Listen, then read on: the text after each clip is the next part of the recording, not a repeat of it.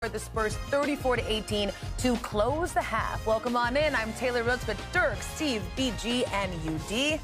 Timberwolves are fighting. They are fighting. It's an uphill battle, but what did you see from both teams to close the half, Dirk? It was ugly there for the Wolves, especially at the beginning of the second. And I thought Shannon Jr. gave them a huge spark, really attacking. They used when Wemby got to the bench, they made a big run, and it really set their tone for their aggressiveness, getting downhill, and then joined the party and got in. They trapped and a little bit. They started to mix up, moved the ball well, made some shots, and Naz Reid's been spectacular. So saying all that, this could have been really ugly, and they kind of saved it with stepping up their aggression, getting downhill, and making some shots. Yeah, I thought for the Spurs, obviously, it was a fantastic start. Their guards got downhill, got to the rim. They felt like they got everything easy. And a few turnovers, few offensive rebounds, second chance points that Minnesota got them back into the game. But overall, they did a great job of staying poised. They were in the bonus. They got to the free throw line, hit some shots. This has sort of been the theme. San Antonio's gotten up, and they've let Minnesota back in the game. So coming out of the second half, they need to be aggressive, get back to stretching out Minnesota's defense, getting to the paint. Yeah, the Spurs took just 9 shots over the last 7 minutes of the half. Minnesota took 24. But, Steve, what are you seeing from Minnesota defensively, or what do you want to see from them? Well, if Minnesota wants to go to a Game 7, they can't give up 74 points at home in the second half. They gave up 18 rim attempts. San Antonio, that's 14 of 18 at the rim, 8 of 8 from their guards. That's just too easy, and I think that just breaks down their defense. So they got to do a much better job, I think, building a wall in transition and coming off shooters a little bit. You know, they just can't let these guys get to the backboard and lay it in. It's just way too easy. They're too proficient at it. They got big physical guards who are quick as well, get downhill. Too many mistakes like in this one. They're switching, we're not switching. But this is just a recipe for disaster because all those rim attempts, that's the highest value shot we have in our game, and they got way too many of them.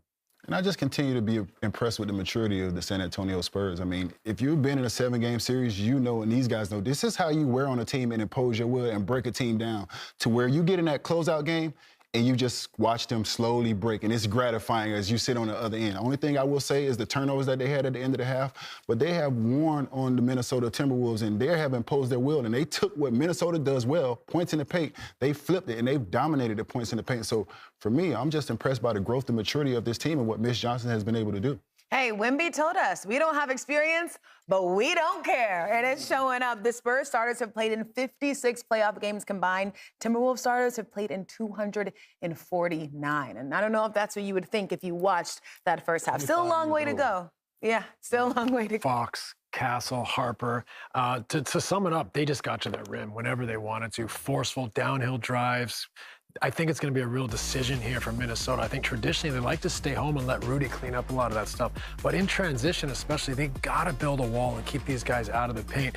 You know, if they don't, then Rudy's got to come, and guess who's following up on the glass? It's Wemby, who's got skill and feet and athleticism. So I really think they got to stop this before they get too deep, maybe even come off shooters in the half court, not allow them to get to the rim so often where then Wemby's on the glass or shooters are getting opportunities. By the way, Dylan Harper, the first Spurs since Manu to have multiple 20-point games off the bench in a postseason, BG. Yeah, he's been incredibly impressive. And like Steve said, all of their guards offensively are so poised and are making great decisions. But what's really impressed me is them on defense. They do such a good job of slowing down the ball, applying pressure, full court.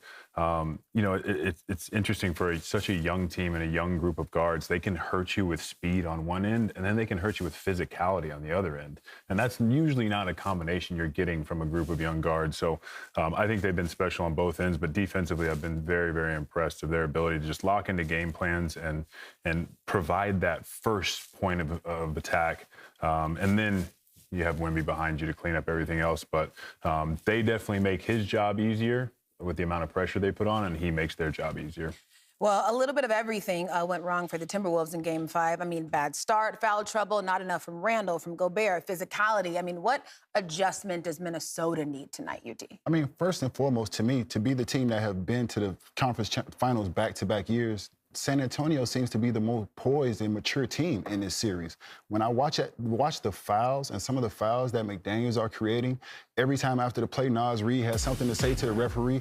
Coach Finch about to square off with the official. Like, listen, keep the game within the game, because the game within the game is where you're getting dominated. Right now, the point paints are plus 76 for the Spurs in this series, plus 61 in fast break points in this series. Right here, Jaden McDaniels gets this shot. This is just a bad foul. Right now, at this time, it's down. It's 64-61. You're down 3. It went completely downhill after he went out the game. I understand your frustration because the Wemby impact is real. You got 41% of your points in the paint on dunks and layups last series. You're at 23% right now, so the Wemby impact is real. But what you bring to that team is too important. Anger, not managed right, is a boomerang. It's coming right back at you. So if you don't listen, talk to him. Anger not managed right is a boomerang. Writing that one down. Yeah, if you don't manage that anger right and put that in the court and put that on your court for your team, then it's going to hurt you. And it's hurting Jaden McDaniels right now, and you're hurting your team, kid. Yeah, you want to follow that up? Yeah, I got nothing to say, but I think they need to get, obviously, Ant going, who is, when they trap him, can they play out of it? Can they make the right plays? Can Ant still attack downhill? They really keeping him out of the lane. And also, Julius Randle, you know, who's averaging, 21 in the regular season, is only averaging 13, 14 this series. They're kind of taking him out. They taking him out of his playmaking abilities, only 1.6 assists. So not only his shots are down, his percentage is down, his average opportunity of assists are down. So he needs to find a way to get in there, get in the lane, maybe finish some. If it's not there, find the shooters on the outside. So he needs to be aggressive, maybe get to some of his mid-range package. He needs for Cade. I think he's going to have the ball a lot in his hands, making decisions for himself and others. So I'm going to go 30+ tonight. Okay. Steve Nash, Donovan Mitchell, he scored 21 in Game 5. How many will he have tonight? 25. Home crowd, big night for Donovan. All right, straight to it. BG, how many points for Jalen Durant?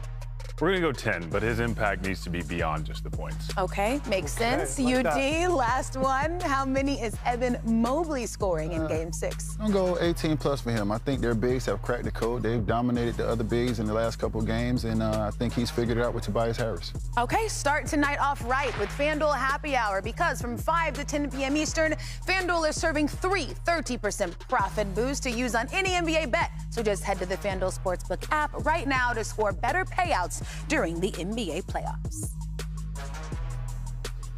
All right, let's dive into the Cavs a little bit more. Steve, tell me, what have you noticed from the pick and roll coverage with both Harden and Mitchell? Well, the pit Run.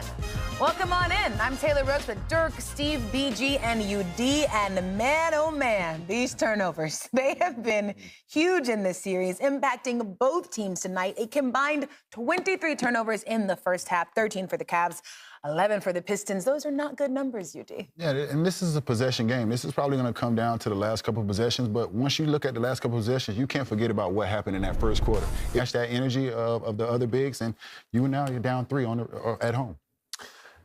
The Cavs need a better half from James Harden. You know, that's just the bottom line. He's not the James Harden of old, but he's still super capable. He's had great stretches in this series, and we need him to be decisive and just go make plays. Right now, he's casual.